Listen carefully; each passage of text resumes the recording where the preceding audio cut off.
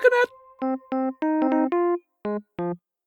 The Trek Geeks Podcast Network is proud to have Fansets as its presenting sponsor. Fansets is the place for amazing pin collectibles with over 300 officially licensed Star Trek pins and new releases every month. Stay tuned for a special discount code good on your next order at fansets.com just for Trek Geeks listeners. Fansets. Our pins have character. This episode is also sponsored by Science Division, the makers of the galaxy's first interactive tribble that you can control with your very own smartphone.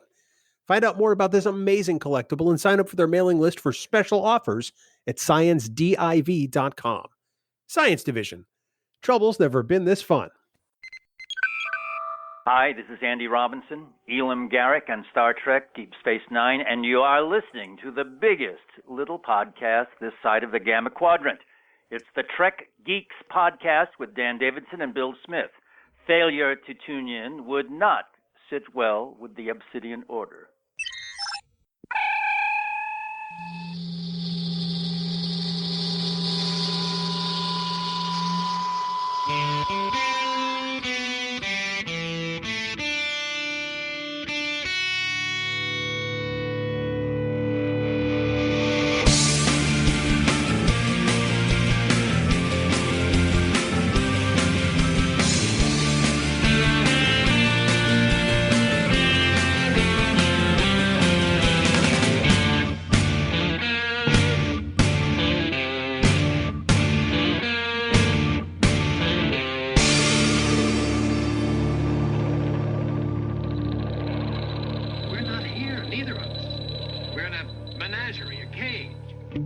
From the Podfleet Command Temporary Employment Office, located in a sub-basement somewhere under a parking garage and some other structure. It's a very dark place, a place that we don't like to go very often because the quality of temps that come through the office are really leave a lot to be desired. But it's the biggest little show this side of the Alpha Quadrant, the flagship of the Trek Geeks Podcast Network. Greetings to you, dear listeners, and welcome to the Trek Geeks Podcast. I'm your co-host, Bill Smith, and this is episode number 257. We're happy to have you here. Thank you so much for downloading. Thank you so much for putting us in your ears for yet another week. We're so grateful to have you aboard. Of course, by we, I do mean my co-host. See, normally at this juncture, I would introduce the lovely and talented Dan Davidson, but Dan is off again this week. And so I've had to contact the Podfleet Command temp office and get a temp sent over. And for the second episode in a row, they have sent over the very beautifully maned Kasey Shafsky from Discovering Trek Enterprise. Kasey, I noticed that your hair has grown approximately another foot since the last time you were on. I think you probably are at a point where you need like some Breck shampoo or something. Let me tell you, my friend, first, it's great to be here, even if I'm talking with you. And secondly, yes, it's amazing. No hair extensions necessary right now. So I think in about a week and a half or something, I could just shave all this off and sell it to somebody for a decent wig. No, not decent. Serviceable? As a wig. Yeah, that's true. Well, honestly, nobody's looking for a gray-haired wig these days. Wow. I'm terrible. Wow. You're lovely. So sad Dan's not here. I know. Well, I've said many times you look like the love child between Kenny Loggins and Kenny Rogers. That's week, true. Though, I think you're taking it to a new level. You almost look like you're the guy who was the understudy for the Doobie Brothers. Like if one of them couldn't make the set, you would pop in and just and do whatever on stage. You'd put on your flannel button-down shirt and your corduroys and your steel-tip chukka boots and just get on stage. That's right. Well, it's either that or Wade Garrett from Roadhouse. So I'll take either, and we'll run with it. We're gonna run for something, and what for hell? This week, Kasey, we're gonna run over to Star Trek Voyager to talk about an episode that really some segments of fandom absolutely love and other segments of fandom really couldn't care less about. And that's the season 2 penultimate episode, Resolutions. You know it as the one where Chakotay and Janeway might get it on.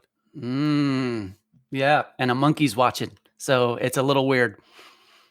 It is a little weird. We're going to talk about that coming up in just a little bit. But in the meantime, good sir, why don't you tell folks how they can get in touch with us to tell us their thoughts on Resolutions or your beautiful hair regimen? Oh my gosh. Well, all right.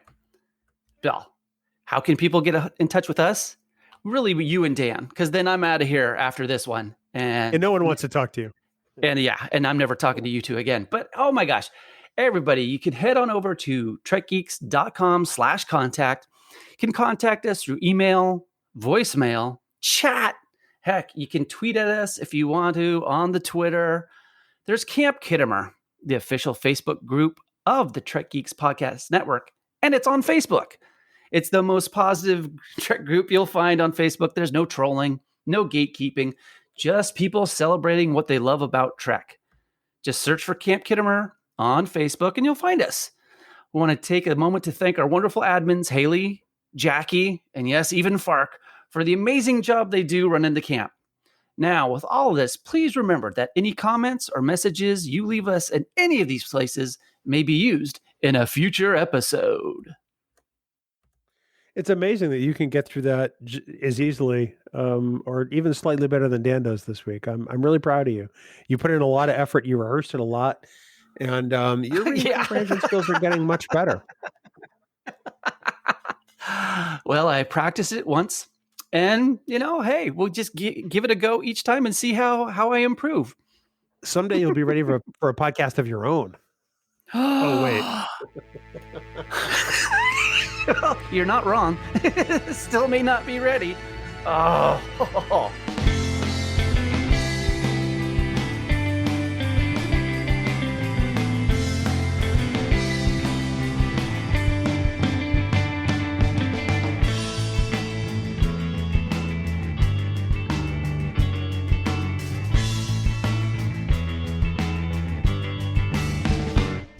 You know what, Bill? The 1st of May is upon us. And you all know that means even more Star Trek pins from our friends over at Fansets. And I can tell you this May 1st is going to be no disappointment in that regard, let me tell you. Available this coming Saturday, May 1st, 2021 are the following pins. 2 individual Pinmoji.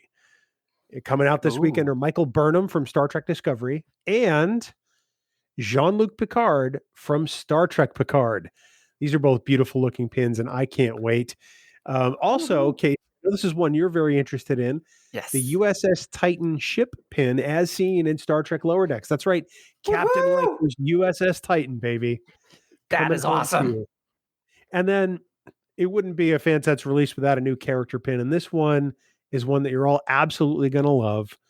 Nog from Star Trek Deep Space Nine in his Starfleet uniform. This pin looks so amazing, and you're going to want to add it to your collection, believe me. Plus, don't forget, you can still buy the entire Pinmoji set at the reduced price of only $55.95. That's all 9 Pinmoji pins, all at once for one incredible price, Kasey.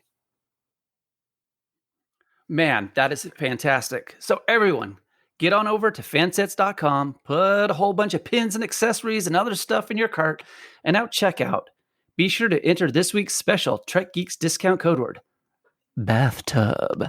That's BATHTUB in all capital letters for an amazing 10% off your entire order. This offer will be good until May 4th, 2021 at 11:59 Eastern Daylight Time. Plus, don't forget, when you spend more than $30, you automatically get free shipping in the United States. Fansets. Our pins have character. And we thank our friends at Fansets for being the presenting sponsor of the Trek Geeks Podcast Network. Bill, Mother's Day is fast approaching, and our friends at Science Division have an amazing offer just for Mom. They really do. This officially licensed app-enabled Tribble is the high-quality Star Trek collectible your mom is just going to love. She'll swear that you went all the way to the beta quadrant to get it. Lucky for you, you don't have to go to all that trouble.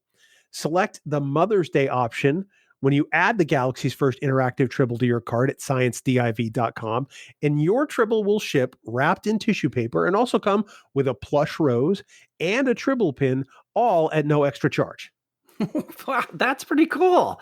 Plus, as a Trek Geeks listener, if you use discount code MOMSDAY, that's MOMSDAY, in all capital letters with no spaces, you're going to get a bonus $5 off the purchase of Mom's Tribble 2. This code is good to use until Tuesday, May 4th at 11:59 Eastern Time. So you better hurry on over to sciencediv.com today.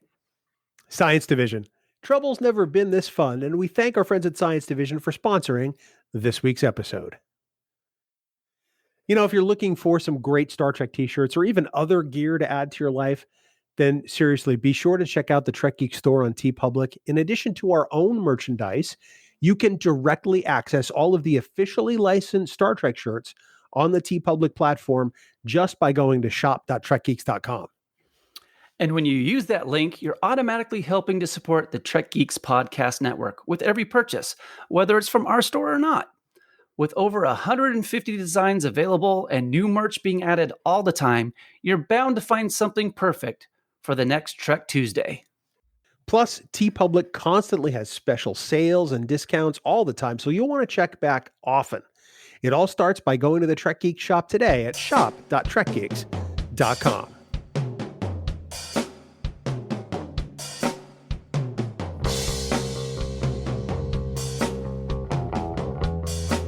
Well, Kasey, here we are to discuss, I think, your favorite episode of Star Trek Voyager.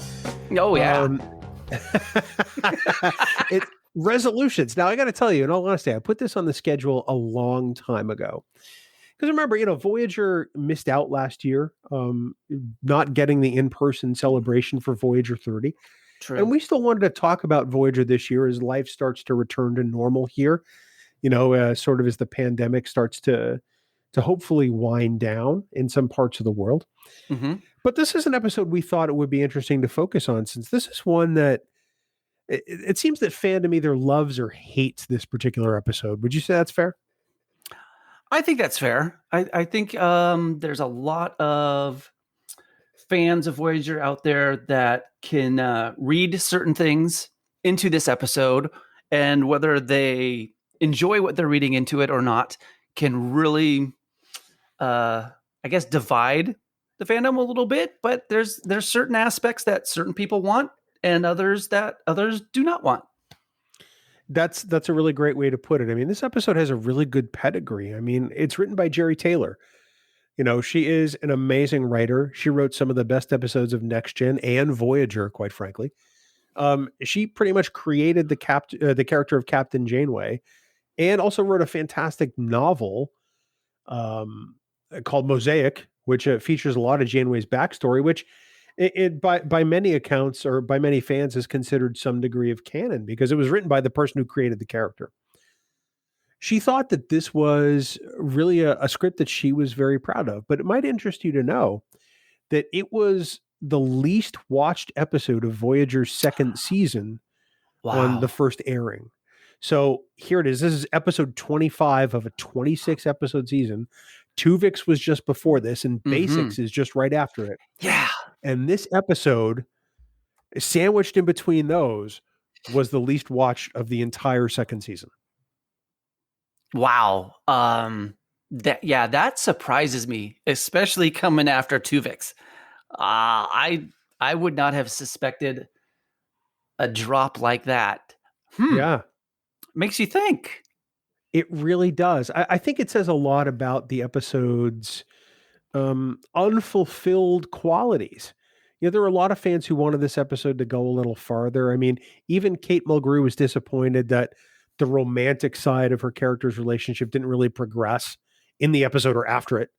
Mm-hmm. And I think that there were some people who maybe weren't ready for this particular aspect of that relationship for those characters. However, since then, through the advent of DVD and streaming and binge watching in particular, fandom kind of explodes over this episode. And there are a whole bunch of people who have come to love the supposed bond that occurs between these two characters. And I'm really kind of fascinated by that. When you watch the episode the first time, or even the second or third, did you like the character development that they laid forth? And did you want them to continue on with it, or were you glad they just sort of left it by the wayside? I, I was very interested in where this could have gone. You know, supposedly they're together for roughly 3 months or so on this planet. And, you know, some type of different relationship after 3 months will definitely be forged, whatever it is. It doesn't have to be romantic. It could be a much deeper friendship. It could be whatever. You could end up hating the person that you're there with.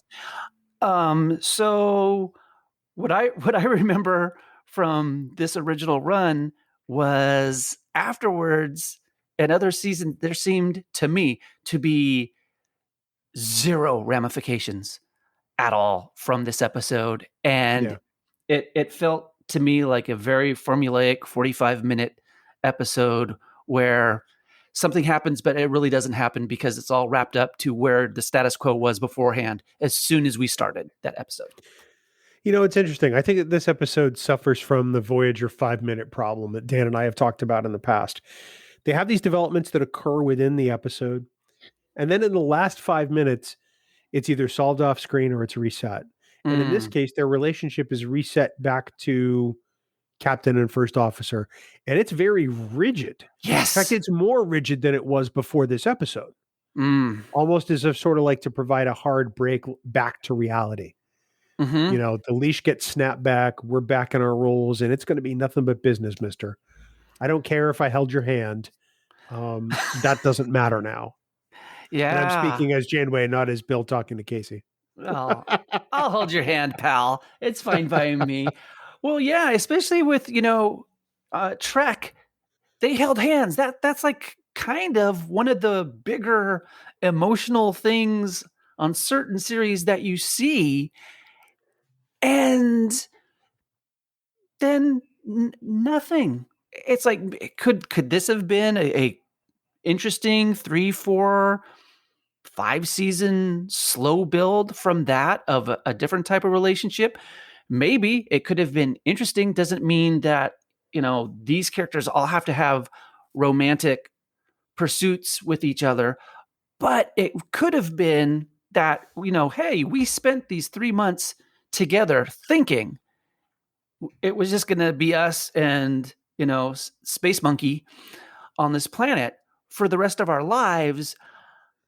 I could see a way deeper trust value of friendship type thing, and of really something that could have blurred the lines of captain and first officer, where you're caring so much for the other person that in a platonic way that could really have given some other dramatic beats that just frankly were never done.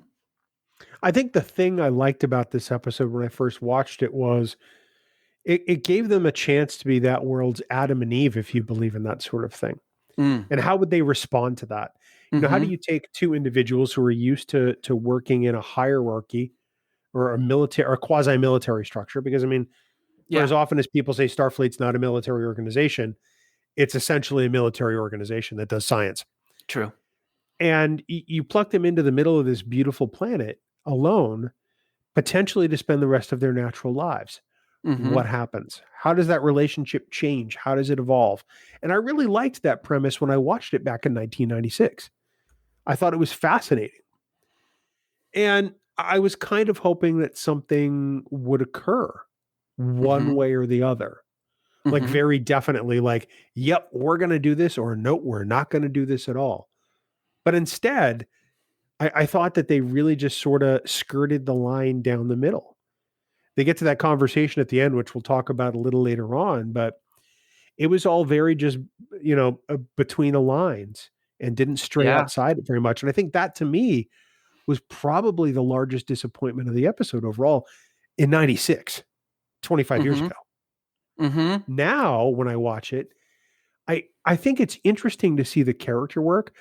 I don't think this episode works as well if it's not Kate Mulgrew and Robert Beltran.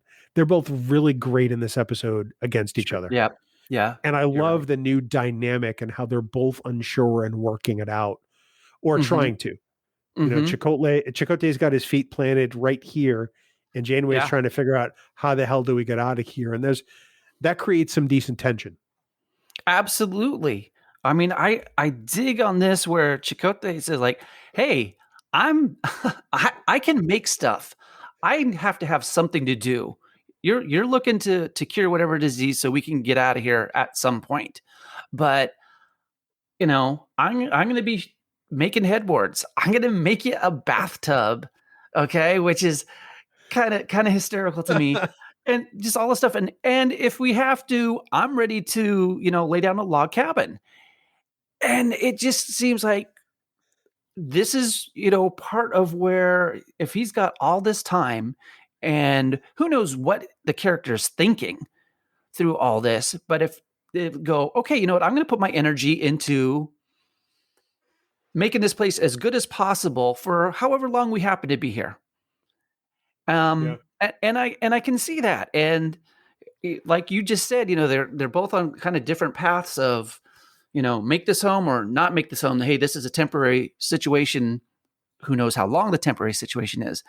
But it's a very, like you said, it feels like a middle of the road kind of, hey, you know what? We didn't get the full Jamocha almond fudge sundae triple scoop with extra whipped cream, but we also didn't get nothing.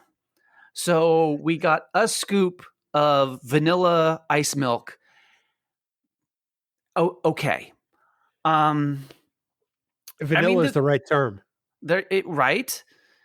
I mean, think about this. They start growing Talaxian tomatoes. So Space Monkey is living large after this. And then I thought about it's like, okay, they've planted these tomatoes. Did they deroot them when they left? Because now there's a new invasive maybe species of vegetation on this planet. And that was another just little things that could have been followed up or thought of. I agree with that entirely. It's funny going back to the headboards thing. When Chakotay starts making a headboard, I'm saying to myself, dude, you're making a twin headboard. You should shoot for the moon and make yourself a king size. Yeah, that was. At first, I was like, "Boogie board? What is the boy doing?" They're in the middle of the woods. Where's the stream? I'm going to call the Space Monkey Gleek from now on, if that's all right. That's wonderful. Absolutely, because it makes me think of Super Friends and Gleek the super monkey. So, I appreciate that Chakotay is essentially pulling a Kirk from Star Trek II: The Wrath of Khan. Oh, survival, first order of business. You got any food? I'm hungry. Chakotay is like, oh, we're going to be here for a while. May as well make a home. Have no idea how long it's going to be, so we may as well be comfortable. And I appreciate the fact that he's the pragmatist here. Janeway Janeway's driven. That's not a fault of hers. That's who she is, and she's sciencey. I'm not a science guy. I can say that. And so what is she going to do? She's going to try to find the cure. Instantly, she starts setting up traps, trying to get that same insect. Here's my first question, though. So the captain and the first officer beam down to a planet, get bitten by an insect, wind up having to stay because they contracted some sort of disease. What were they doing on the planet?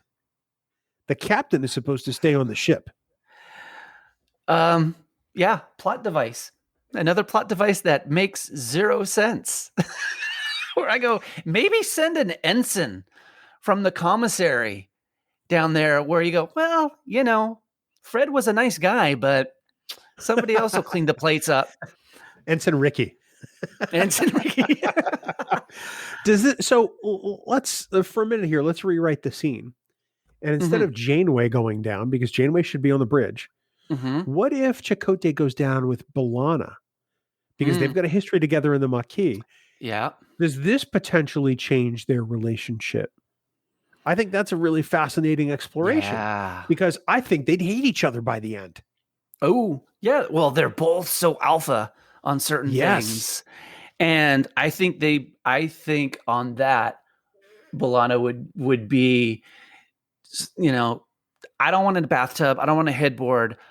We're working to get the blank out of here. Yeah. And, we've been in awful tight Maquis situations. So guess what? I'm not interested in you in any way. And you neither, back and forth. So let's just work the problem. And that could have been very interesting. I think so too. One of my favorite parts of this particular episode is when Janeway says goodbye to the entire crew. They don't get the luxury or the closure to have it in person, which is what I'm sure they would have hoped for. They don't get to see her on screen. They hear a detached voice through static on the speakers. And she doesn't refer to herself as Captain Janeway. Yeah. She calls herself, she says, this is Catherine Janeway. And she essentially bids them farewell. And considering all this crew has been through up till that point, granted almost 2 full years, that really is a kick in the posterior. I mean, it really punches them in the gut. And I feel it in that scene because the joy, the hope is just sucked right out of the room. Oh, absolutely.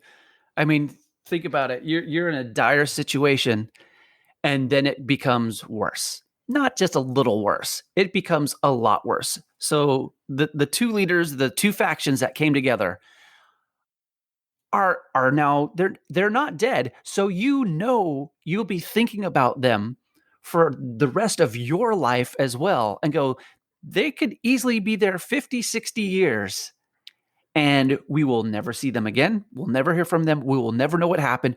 We don't know if a week after we left them, it was 36 hours of contact. Yeah. A week after, there could have been a volcano. I don't know.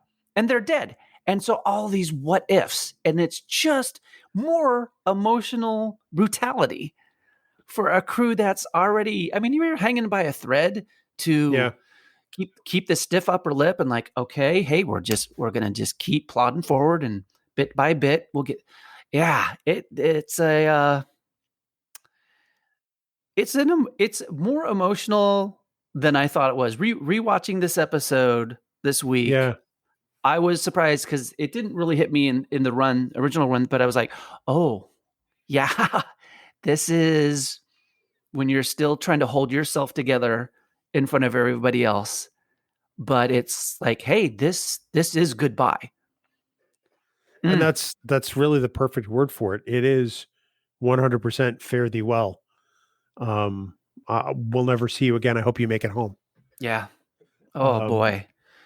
And when you think about it in those terms, I understand why everybody aboard the ship is shell-shocked.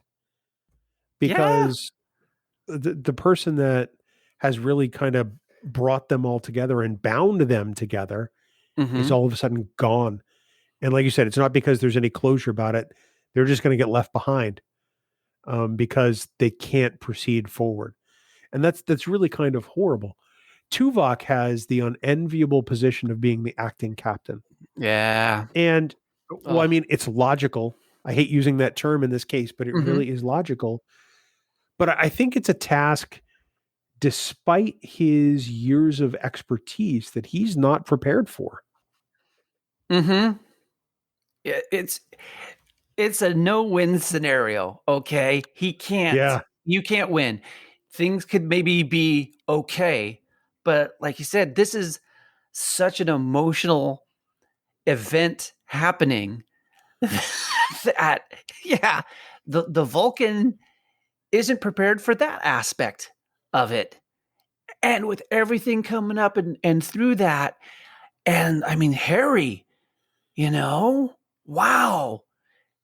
Harry just, I mean, I'm glad they had a character do that of, not blatant, awful underling, but of someone really struggling emotionally with all this of like, why aren't we? And, give me more than just a logical reason of why not. And yeah, that's exactly it. There are times where it borders on insubordination, but it's outright anger. It manifests itself in trying to fix the problem, but he lashes out at Tuvok more than once. And Yeah. it's out of character for Harry. Two, it's some of the most range they give that character in all 7 seasons. Because I mean, he doesn't really get anything really weighty again until Timeless. I mean, he dies a couple of times between seasons 2 and 5, but Oh, that's all. Okay. That's fine. yeah. And this isn't even the Harry Kim we started with. Because in Deadlock, about 5 episodes ago, our Harry Kim got blown out the airlock. That's right. Nobody ever talked about that again. Yeah, new Harry, boy.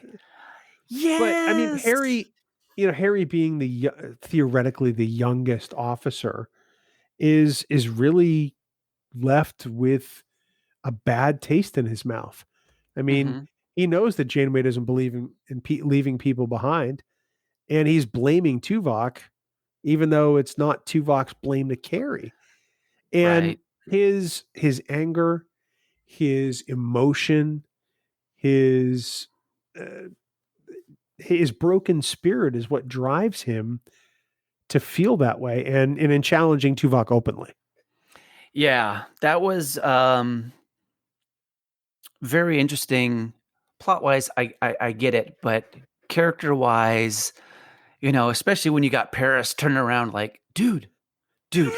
Yes. He's not, I mean, that's all I have in my head is he's looking at me and go, dude, shut up.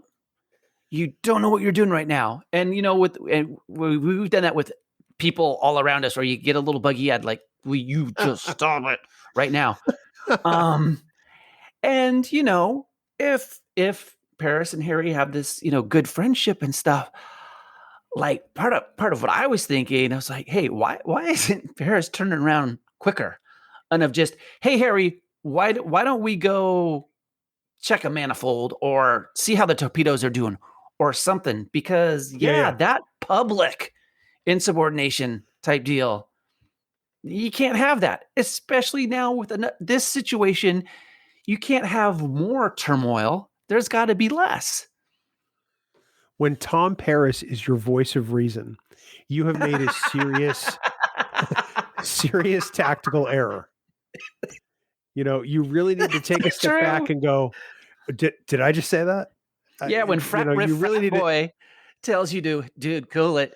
It's like, oh, frat boy's telling me to not chug from the full keg. Okay, I will back off. It is time to check yourself.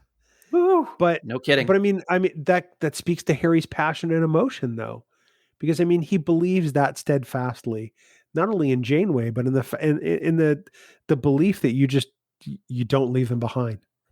You do whatever it takes to make sure that they're there with you, even though it was Janeway's order.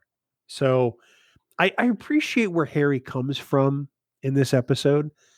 I think that in the script, it maybe takes it just a smidge too far because it makes Tuvok's turnabout later on seem unbelievable. I gotcha. Okay. You know what I mean? Yeah. Because Tuvok changes on a dime. Yeah, so Kes comes in, to the ready room and says, let me tell you about my dad. And I'm like, what the hell is this story going to be about? Because you only lived for 7 years. Yeah. And it seems more like a device to get Tuvok out into the bridge than anything else. And they sent Kes because Tuvok's not going to get mad at Kes. Newsflash, Tuvok doesn't get mad. He's got no emotions. Yeah. And it took literally 35 seconds for him to go from, we're not doing this too. All right, set a course for the Vidians. And that just seemed slightly off for Tuvok. Well, there was no, I don't think so. There was no shown struggle of, like, is there a scene of him contemplating in the quarters or even doing another personal log of, I'm thinking of this. These are the orders that I was given. This is what's logical to do. However, this type of thing, so that there is a journey there. And that's it. We didn't get that. He didn't seek counsel from anybody. If he had gone to the doctor, like Kirk had done so many times, talk to Bones or somebody on the ship other than Kes, because Kes is 2 years old. Yeah. Somebody, well versed in Starfleet. Paris wouldn't have been a great fit because Paris was a prisoner 2 years ago. So I really think it's got to be the Doctor or Torres, maybe. But I think Tuvok needed to seek some sort of counsel. Even if it was from a holodeck simulation of like a Vulcan elder or something, to sort of ground his mind and sort of force him into that logical decision. Because otherwise it's a decision without any real thought. It's impulse, and that's not what Tuvok's about. Oh, yeah. Well, I gotcha. And, for a TV series, have it be one of those two characters you said. So you're not spending money bringing in a different character. You have to do makeups and all this type of stuff. Right. Fine. Go to the doctor. And have that scene. It doesn't have to be a huge, long scene by any means. It would cut into some monkey time. But other than that, okay, fine. And then when he turns and goes, here's the deal. All right. None of you are going to be blamed. I will take the entire blame. This is what we're doing.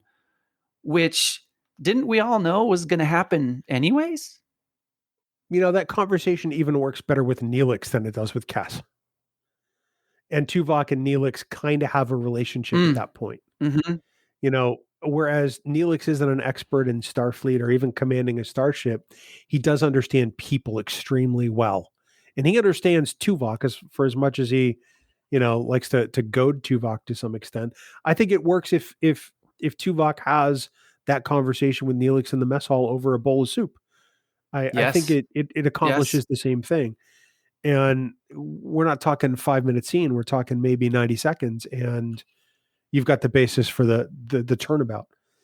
Ultimately, It's the right decision. I mean,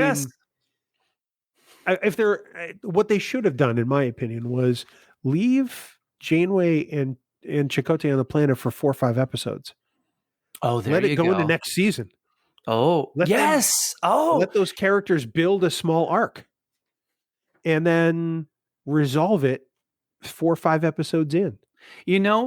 Thinking of that, Bill, that's great. Because literally it could have been this episode, the last episode of this season, and then you get them back the first episode of next season. So 3 episodes going on there. And where they're really not in an episode for 1.5, maybe. But you have all that time in between when there were seasons.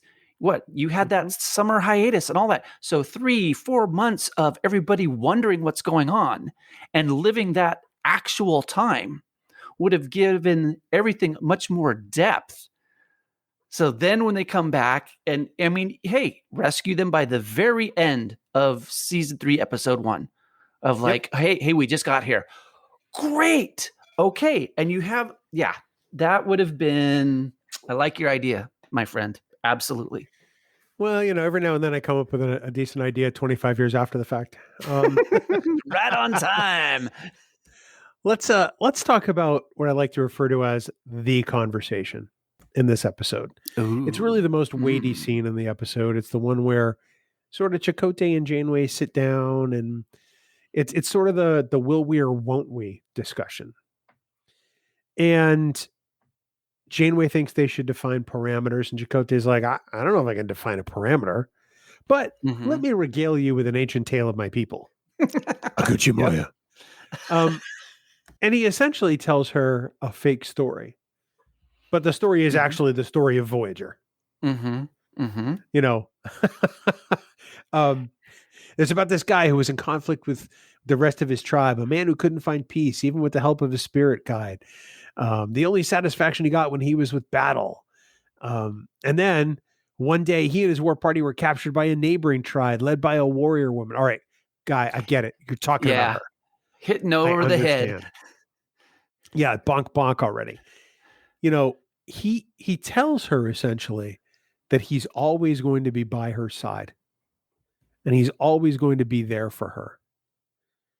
And that's really all he ever says. But he had to put it in some sort of parable to Mhm. be able to say it. And knowing the things he's already said to her up to this point, I don't understand why he had to do that, Okay, because yeah, he's pretty open. right? This didn't make sense to me because he says this, but I go, but okay, you'll be by her side, but how? How? This once again, this is middle of the road. You're not saying I'm looking for this, I'm looking for that, I'll be here for you for this or that. It's once again, hey, I'll be here for you. Let's figure that out, maybe? Or it's just like a big, meatball just out there, sitting there, and you have no idea what he means. No depth. 'Cause all he has to do is tell her he loves her, if in fact that's how he feels. Mm-hmm. Yet he tells her everything else Yeah. in the weirdest format possible. The thing that really strikes me about them having this conversation is Jane, and I didn't notice this until today. Janeway has tears running down her face. Yes. Yeah. I think that this is the moment where she comes to realize that he is her future. I think this is where she starts to soften and starts to realize Mm. we're going to be here. We have to build a life together. Mm-hmm. And I think that had this gone on 2, 3, 4 episodes, they would have been a very different relationship at the end of it. Okay. I think. Gotcha. I hope. Yeah. Mm-hmm. Instead, what we get is Another reset. Well, a reset, a down the middle sort of non-committal kind of thing. Yeah. There. It's a squandered opportunity. Exactly. The possibilities that could have come from this, a possibly real in-depth storyline. And if they were going to be moving away from other things with Vidians and the Kazon and all that type of stuff and be more character focused and or whatever. Come on. Deep emotions can make some very good dramatic possibilities. And unfortunately it's not there. And did you catch this, Bill? When Voyager comes back to get them, are they thrilled? It's funny you bring that up, because I'm watching that the other day and I'm like going, they almost look disappointed. Because we don't know how much time went by in between the conversation and Voyager hailing them. True. Okay, let's assume that it was a few weeks, at least. And you have to wonder at what point they were at as far as their relationship, relating to one another. Had they already decided that they were going to push the twin beds together? Who knows? Mm-hmm. So by the time you notice that neither of them is wearing a comm badge when Voyager calls them, that's a change. Right. Yeah. They're up on the shelf, like, we're not going to need these anymore. Mm-hmm. They almost look disappointed because they've settled in. Janeway has settled in. And that's really the important development there. They thought that this was never going to happen, and they're stunned. Yeah. Well, like you said, they've settled in. So your emotional stance has completely shifted, and you've bought into this. And like everyone on Voyager trying to make the best that they have, these two are trying to make the best of the situation that they have. And then it's just this kind of, rug being pulled from under you of like, oh, okay, I have to shift now again emotionally within what? It was about 3 months time total? Yeah, thereabouts. Of everything going on? Okay. Wow. To hold on to hope, hold on to hope, hold on to hope, hold on, and then go, you know what? Nope, we're going to be here forever. And then, however, a while later, go, oh no, we're not going to be here forever. So let's pack up. It's fine. Woof. We're going to need you to come back to work. Yeah. Playtime's over. So And in the very next scene, they both got they're packed up. They've got their uniforms back on. Janeway is very Janeway. yeah. You know, her captain, rank is back on, and she is playing the part. And it's it's it's like episode 1 rigidity all over again. I think Mm, she's got to talk herself back into being that person and adopting that mantle again, at least in my own headcanon, because here she figured she was going to be there for the rest of her life. And now it's back to the only thing she's ever wanted to do. And she's probably going to look at it a little differently from here on in. well, I'd certainly hope so.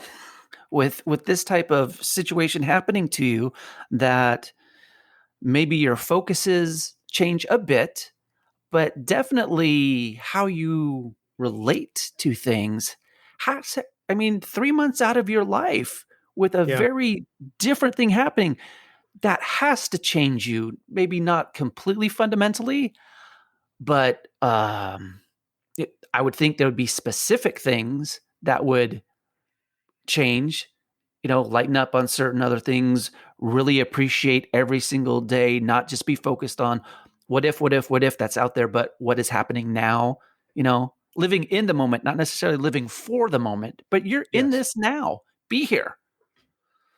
Well, and Mm, that's Chakotay to a T. Be here now. If you could sum up Chakotay in 3 words, that's it.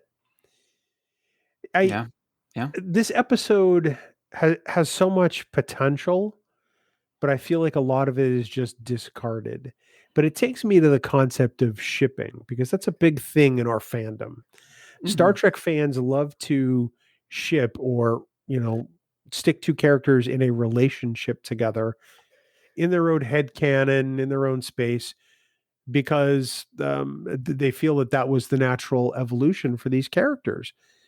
So I'm going to ask you, because I don't really think we've talked about this. Do you think that over the course of 7 years of Voyager, that Janeway and Chakotay really ever got involved romantically? um oh boy. Officially, no, they didn't. But 7 Right. years, I would go. I would have thought, yes, they're at some. That's what I'm saying. At some point, it could have been a very long building type of a thing. I mean, how many times have you heard of people where they're widows or widowers, and there's some person who's around them, who's unattached, who helps them through that really traumatic Mhm. situation, and they're friends and they stay friends, but it becomes deeper, and then like 2 years after that, they like go, "Oh, I love you. Oh, I Right. love you too." And you Right. can see that happening organically. So I I mean, I could have seen it happen. Doesn't mean I want it to happen. It doesn't have to happen. None of these characters have to be romantically involved. They can be extremely tight platonically Right. and, get fulfillment from that. So I don't know on that. I think they probably would have. What about you? I tend to think that they didn't. Okay. And it boils down to the words that Chakotay uses in caretaker. When, B'Elanna asks, well, what gives her the right to make this decision? It's like, well, she's the captain. That's like, because Mm, she's the captain, this isn't going to happen. mhm. Partly because Janeway needs to keep that separation, and partly because Chakotay respects her role in the chain of command. I honestly don't think that it would have been a thing. Or else I don't think that in season 7, the writers would have ham-fisted a relationship with 7 of 9 Ugh. at the Ugh. tail end there. Right. Right. Ugh. I I guess I understand why people put these 2 characters together, especially based on this episode, but I really don't think it's something that would happen. I know that's going to draw the ire of plenty of people who love to ship these 2 characters together. Well, But eh, I'm not telling them they're wrong. I'm not telling them it's never going to happen. It didn't happen. I'm saying that for me, from my perspective as a viewer, I see it from the opposite side. there I you just go. I I think Janeway respects her captaincy far too much. I mean, because nobody says this about Kira and Cisco. True. Very You true. know, nobody said this about Archer and T'Pol. And Archer, I mean, at one point in Twilight, T'Pol leaves her role on the ship to be Archer's caretaker. Caretaker. Yeah. You Yeah, know, so it's odd that why would it have to happen with the first female captain lead of the series? I get that people see it. I get that people love that aspect of it. I'm glad. I'm sure there's great fan fiction that has been written as the result. That's awesome. I approach it from a different angle, and if we're going to go infinite diversity and infinite combinations, my viewpoint on that has got to be just as valid. So, well, it is. Everybody's is, because guess what? It's all made up anyways. And so it's the Kasey Shapsky rule. There you go. It's not real. Make up what you want and enjoy it. And if your thinking is different from somebody else, fine. No worries.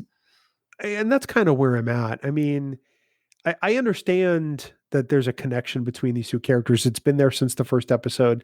These actors are great in these roles, and there is definite chemistry between Beltran and Mulgrew. I mean, it's undeniable. Yeah. It's easy to put those two characters as portrayed by those people together in that kind of shipping situation. Totally understand. It's not like I think it's ludicrous. I get where this comes from. Mm-hmm. So, I really wish if the writers were going to do this, they would have committed to it after this. Yeah, I think that's the as we say, that's the Goocher of the whole deal. There's no commitment either way, from my point of view, and wishy-washy. It's like then it just comes back to me with I thought Voyager's main problems that I had was the resets, because then we've just watched all this and supposedly invested emotionally in that time, and then it doesn't matter. And then it didn't happen. And it just kind of goes, then why even make a story about it? That's a really good point. Well, in the episode before this, Janeway kills Tuvix. Murderer. Gets rid of a character. Yeah. In this episode, they get rid of two characters, but bring them back. And then the next episode, everybody gets marooned. And the Kazon take the ship. Wow. Talk about variations on a theme, right? Something might be a little snake bit. A little bit. Let me ask you this. So obviously the Vidians play a role in this, and it's a convenient role. Mm-hmm. I understand that it's a method by which to get Janeway and Chakotay back to the ship, which was always going to happen in the first place. So the Vidians are a convenience in this episode to me. Because they're a race that does weird medical stuff. They must have a cure, or they must know of one. Mm-hmm. And it just so happens that Dinar Pell actually has a cure, and Voyager's able to get it from her. Is it just me, or is this way too easy? I cannot stand coincidence or ease of everything drops into place perfectly. Yeah. Like this. It drives me nuts, because honestly, it would have been a much truer sell, like you're saying, if it was a few episodes in, and then maybe they find something, or the doctor has, stayed on for 2 months straight and found something that would work. But there's, these other characters that, hey, just happen to be around. We just happen to have kind of a good relationship with, the doctor there. Hey, we'll do it. Oh, they fire on us anyways, but we're going to make sure to show you that the doctor didn't know what was going on and, was being a doctor. Yeah. Easy contrivance bothers me. Yeah. And I think that's the other reason why I wish this had gone on for a few episodes. Because the Vidians knew where they were going. Mm-hmm. Right? All they had to do was monitor the initial communications with the doctor to know what was going on. They could very easily have just pursued Voyager to that planet and started firing on them again, mm-hmm. or radioed to other Vidians. Who knows? It's It's a contrivance. I get it. We were going to get them back on the ship anyway. It's not a bad way to do it. This would have been a decent 2-part episode if they weren't going to do 3 or 4. Sure. It would have been a great season cliffhanger. How amazing would it have been if Janeway had found a cure and they had been on that planet, let's say 6-8 months, and she finds a cure and then has to weigh, it's going to be 6 or 8 months before they can make it back here anyway. So it would be a year. Do I tell Chakotay? Do I not? Have I accepted being here? I mean, more emotional growth for those characters. And she's a scientist. She could have come up with this. Yeah. Well, I think what we have here is an episode that it's by no means the worst of Voyager. It's a very watchable episode. No. Yeah. It does have some pretty key plot issues that probably should have been reworked. But ultimately, I don't think it makes for a bad episode. I think that as far as Voyager episodes go, I think this is probably one of the better Chakotay Janeway stories, quite frankly. And I've always liked Jerry Taylor's writing. I like the episode overall, despite some of my problems with some of the aspects. Well, yeah, these two actors work really well together, and you can tell. And yeah, more depth would have been great. It, like you said, on certain things I go, it's a fine episode. It's not the best. It's not the worst. It's fine. It's fine. Well, Kasey, you know what else is fine? That's our friends, the band 5 Year Mission. They are every ounce of music you hear on this fantastical podcast. We couldn't do it without them, quite frankly. I mean, it adds such a great atmosphere to the show, and we love listening to them. I'm a huge fan of 5 Year Mission. You're a huge fan. We want everyone to go out to 5yearmission.net, get all their albums. Year 1, year 2, year 3, year 4, Spock's Brain, Trouble with Tribbles, and get the CDs in your hands. You want that physical media so that you have it forever. You don't have to worry about streaming or internet. So you just pop it in your CD player and you're good to go. And of course, don't forget, 5 Year Mission has an amazing podcast right here on the Trek Geeks Podcast Network that we want everyone to listen to, available pretty much wherever you procure your very fine podcast. But get out there, get all their albums. We guarantee you're going to become a huge fan, Kasey. Oh, I am already. Love those guys so much. And you know, Bill, it's another week where I saw this really different episode of Star Trek. It featured a low-end podcaster who was also an ambassador traveling around and negotiating agreements with other podcasts. He traveled around with his podcast partner, who seemed a lot older than he was. And that is because he was draining the life force out of him to maintain his telepathic powers. That's right. It's the season 6 Next Gen episode, Dan of the People. Oh my God. Hey, that just came off the top of my head. I never thought I'd be excited for Farkisms to come back. And I'm not. I'm really not. But this isn't much better. I said I would do these. Yeah, I said I'd do these. I didn't say they would be good. Well, we're 100% of that, Cole. But 5yearmission.net, please go get all their albums. Don't forget, too, you can support the Trek Geeks Podcast Network by subscribing to us on Patreon, where you can get all kinds of special exclusive perks, Kasey. That's right. We've got shirts. We've got exclusive Patreon pins from our friends at Fansets. And pretty soon, there'll be some new perks, which we'll be announcing soon. So stay tuned. And trust me, you're going to love them. We'd like to take a moment right now to thank our associate producers for Trek Geeks. We're so grateful for their support.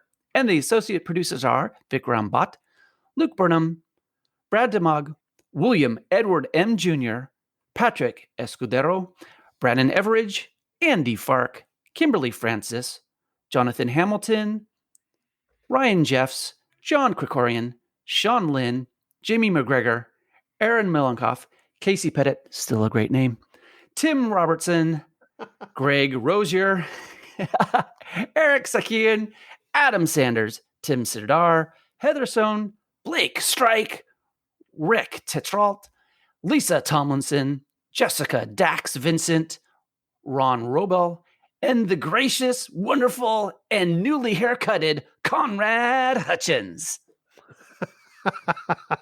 Thank you for putting some extra emphasis on that. That was fantastic. We also want to thank our Trek Geeks producers for their support. They are Mike Bovia, Chaz Bradshaw, Kyle Castillo, Peter Craig, Craig Ewing, Jackie and Chris Hackney, Kimberly Hartman, David Hood, Lionel Marchand, Rick Mason, Matt McGonigal, Jim McMahon, Darren Metcalf, Charlie Mulvey, Sean O'Halloran, Jamie Rogers, you, Kasey Shafsky, Chris Tribuzio, Ken Tripp, Christina Werther, and the lovely and talented Jess Vashon. The senior producer of Trek Geeks is the tremendously terrific Jude Tatman. Jude is the dude. You too can become producer on the Trek Geeks network, and it's so easy to do. Just head on over to patreon.com/Trek Geeks today for all the details. Hey, Jude, don't make it bad.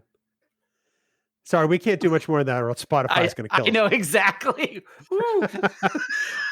Kasey, in 2 weeks on Trek Geeks, it is the much heralded return of Dan Davidson. And to celebrate, we'll be discussing a couple of his favorite episodes.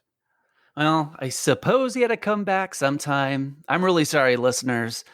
But as your spine is decalcifying having to listen to Dan's voice, you'll at least be hearing a discussion on the Mirror Universe episodes of Star Trek Enterprise. That's right. It's In a Mirror Darkly, parts 1 and 2, in 2 weeks on the flagship. Well, Kasey, thank you so much for sitting in for Dan the last couple of episodes. We greatly appreciate it. We look forward to hearing more with you and Sarah on Discovering Trek Enterprise. And hopefully we get to do this again sometime. Or maybe Absolutely. You and Dan can do it and I'll take a day off or something. Sounds good to me, man. No, you don't want to podcast with Dan. That's going to be a disaster. For even more great Star Trek discussion, we want everyone to check out the other member podcasts on the network, including 2, Kasey's Discovering Trek. There's Rewind with Sarah and Haley, Pilot Trek's 5-Year Mission, Deep Space Pride, Infinite Trek, The Divine Treasury, and of course, we're so excited and proud to bring you the latest podcast of the Trek Geeks Network, Sci-Fi Sisters. We can't say enough great things about them. We love the show, and we hope you'll check out their podcast, dropping fortnightly on Fridays. Of course, Kasey, as Dan has learned, that means every 2 weeks. You can find all our podcasts, including where to listen, by visiting trekgeeks.com/listen. The Trek Geeks Podcast Network. No one talks Trek like we do.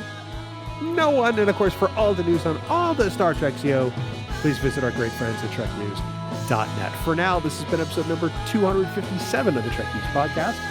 We do hope you all live long and prosper. I'm still cuckoo for coconut. You're cuckoo for something, and I'm not really sure what it is. Or you're cuckoo because of something, and that I still haven't figured it out. I'll give you that one. Music for Trek Geeks is provided by 5-Year Mission. They're writing an original song for each episode of Star Trek. Hear more of their music at 5yearmission.net. Trek Geeks is a production of Coconut Media Works. Executive producers Bill Smith and Dan Davidson. For more great Star Trek discussion, discover the other shows of the Trek Geeks Podcast Network at trekgeeks.com or find us in Apple Podcasts, Spotify, or your favorite podcast app.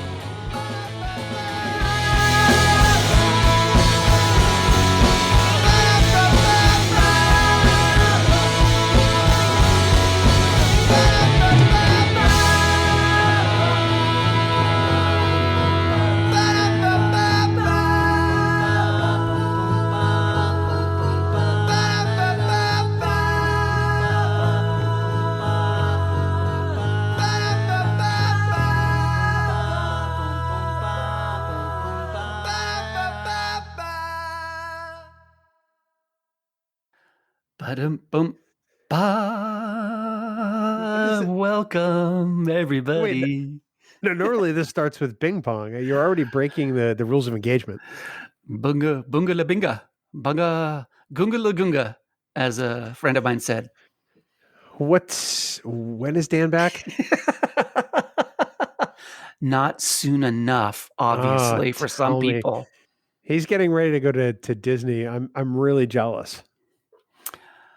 2 weeks there, 3 weeks there. Is he eating alligator? What's the boy going to be doing? Or getting eaten by an alligator. I'm not really sure which.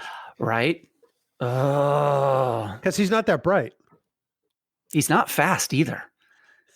Is he a strong swimmer? I don't know if he's a strong swimmer. Probably not. Okay, Probably not. I can You see fed him. that. Yeah, I mean he's pale like chicken, so he probably tastes like chicken. He's not even a strong swimmer in a crowd. Oh, Lordy. Oh, I love how we can just lambaste Dan. He's not even here. Well, Hi, Kasey. hi, William Smith. How are you this Oh. grand evening? I'm doing better. Yeah, Last Friday, I got my second dose of the Pfizer vaccine, very good. and it started a whole weekend of feeling like I had a mild case of the flu. Yeah, I think that does it. Friday, I started off with a migraine toward the late afternoon. And Ooh, then Saturday, I woke up and had muscle aches. okay. And I didn't have a fever, but I did have some shortness of breath. I did have, my arm was hurting like you wouldn't believe. Yeah, And I was pretty miserable. And that lasted into Monday. And finally, the shortness of breath kind of went away sometime late Tuesday.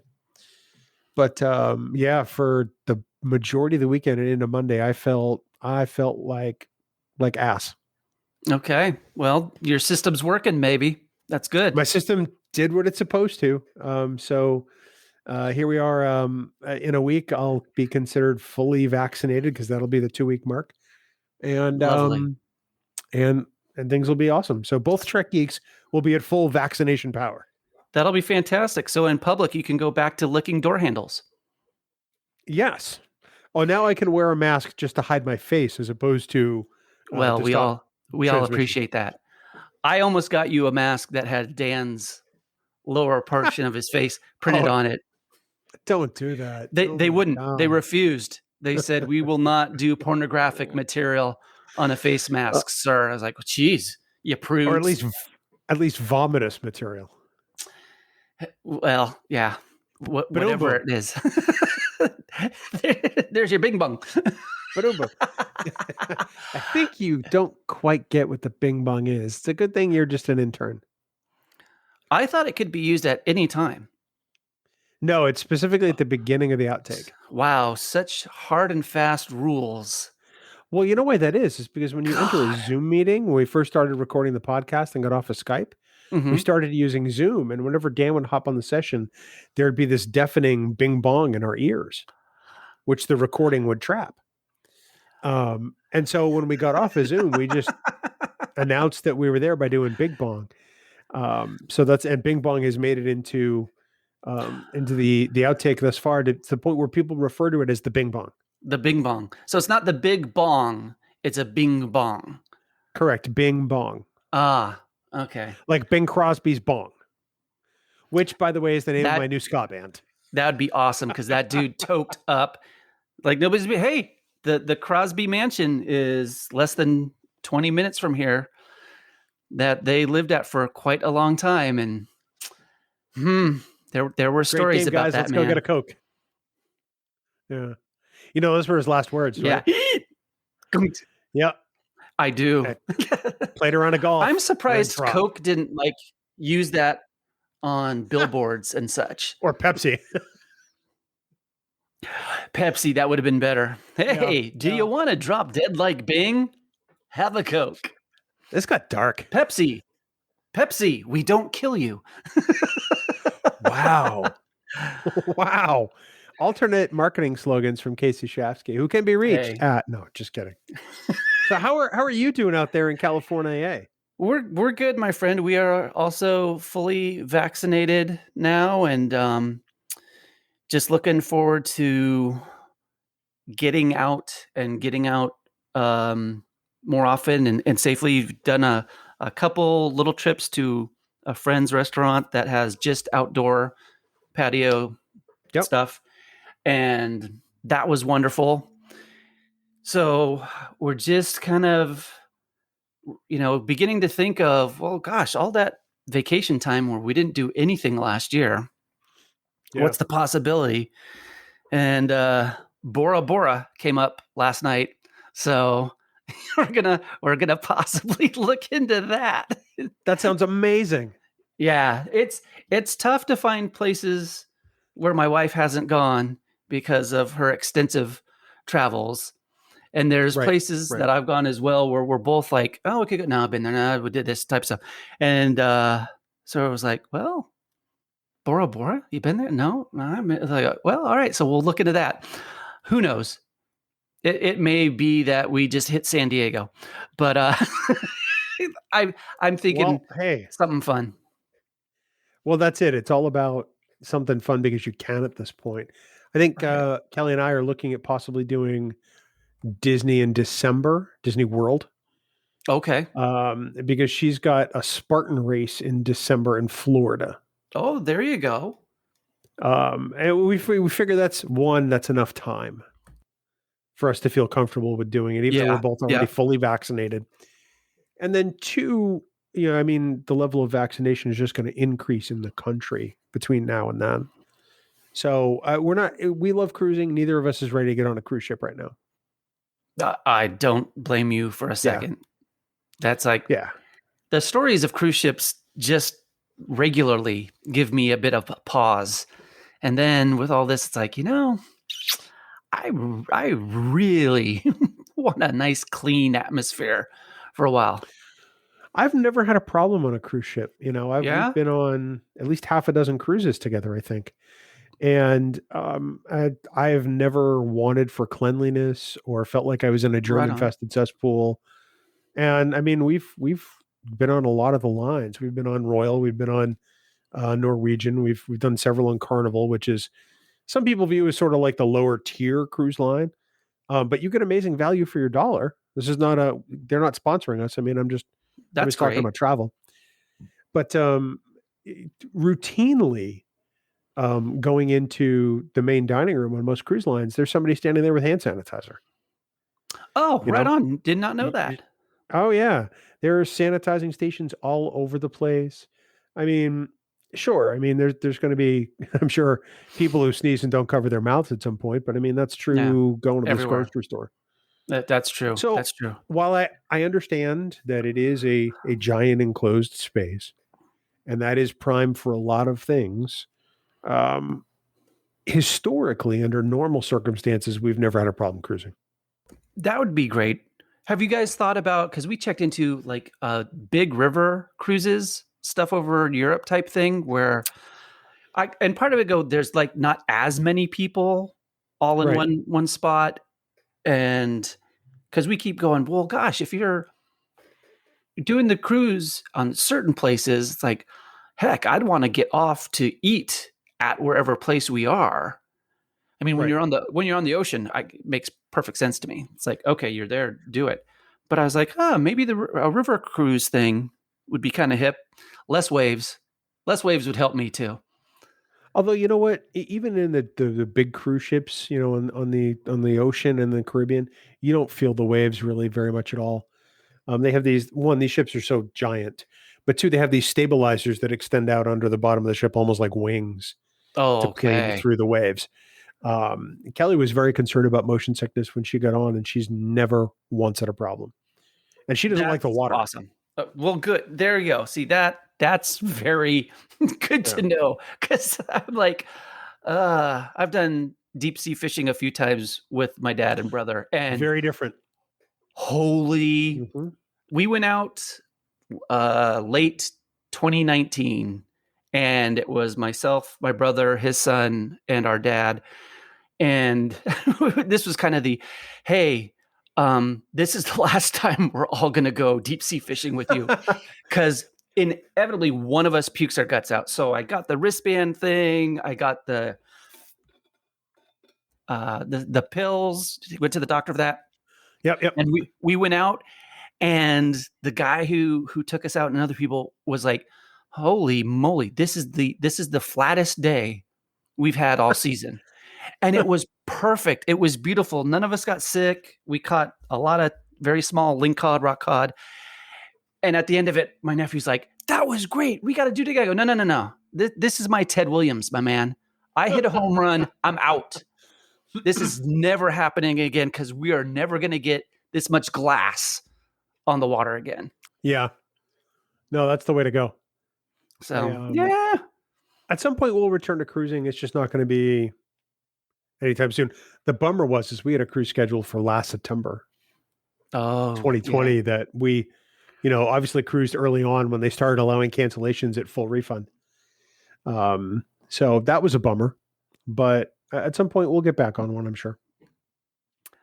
I hear you. I think, and I mean, I would hope with everything now afterwards, places will be even more in depth and secure in keeping things clean and really being on top of stuff. Yeah.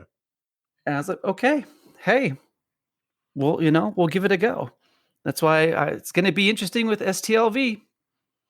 103 days from as we record this. Wow.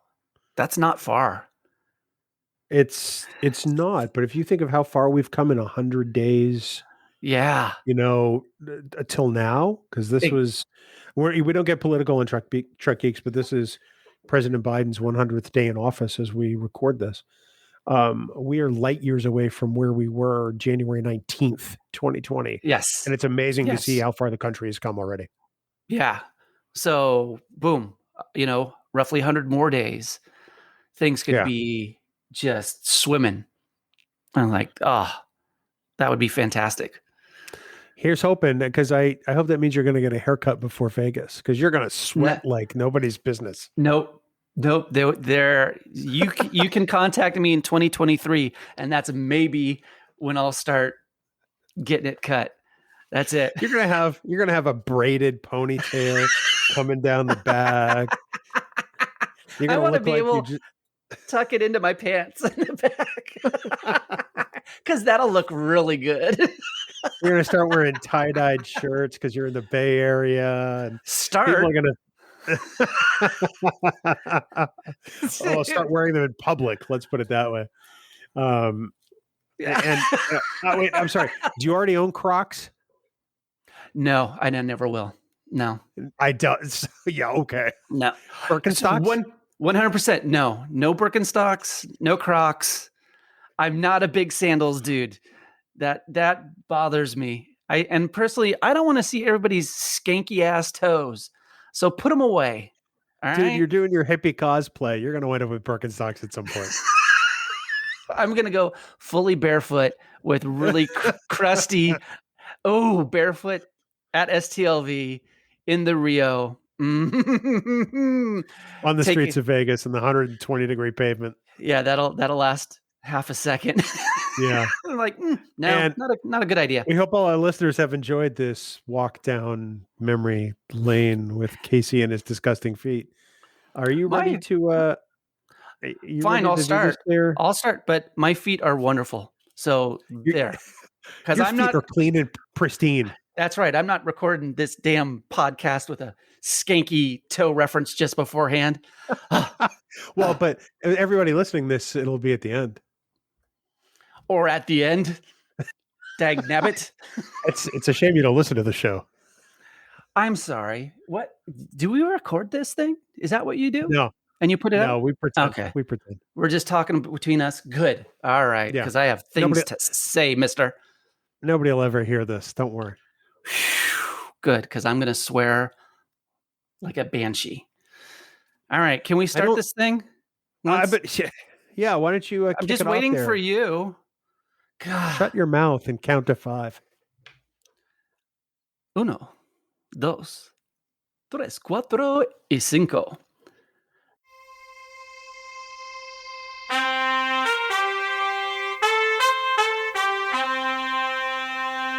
Coconut.